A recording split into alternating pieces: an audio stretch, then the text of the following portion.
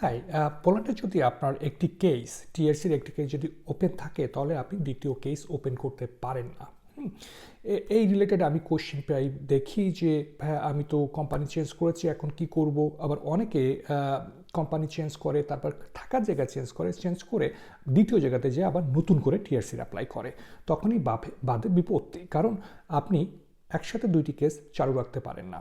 নিয়ম হলো আপনি যদি কোম্পানি চেঞ্জ করেন তাহলে আপনাকে নতুন কোম্পানি থেকে অ্যানেক্স অন আপনার কেস ফাইল যেটা আছে, টিআরসি ফাইল আছে, ওখানে সাবমিট করতে হবে।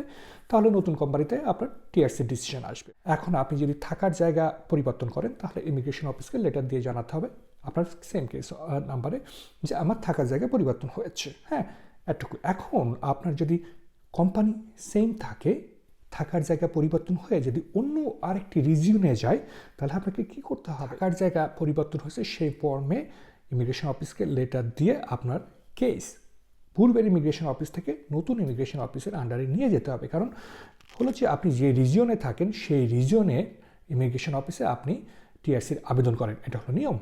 তো অনেকে করেন কি, প্রথম কোম্পানিতে যখন জয়েন করেন হয়তো বাই পোস্টে পাঠায়, মোস্টলি এমন হয়ে থাকে। তো হয় কি, তারা কেস নাম্বার পেতে বা আপনার ফিঙ্গারপ্রিন্টস পেতে অনেক দেরি হয়। এর মধ্যে করে কি, তারা কোম্পানি চেঞ্জ করে ওই জায়গাতে হয়তো নতুন ইমিগ্রেশন অফিসের আন্ডারে গেছে, সেখানে যে আবার নতুন করে একটা টিএসসি অ্যাপ্লাই করে।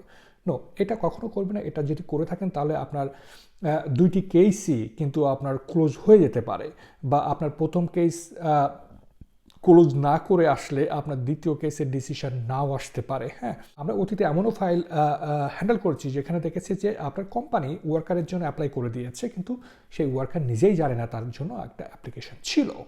পরবর্তীতে যখন আমরা অ্যাপ্লাই করতে গেছি, ইমিগ্রেশন অফিস বলছে আরে এর তো আগে একটা কেস ওপেন আছে, তো তোমরা ওইটা আগে ক্লোজ করে আসো, তারপরে এটা তুমি আমরা জমা নিব। হ্যাঁ, এমন কেসও হয়েছে। সো আপনি সবসময় মনে রাখবেন, কোম্পানি চেঞ্জ করলে আপনি অ্যানেক্স নতুন করে দিবেন।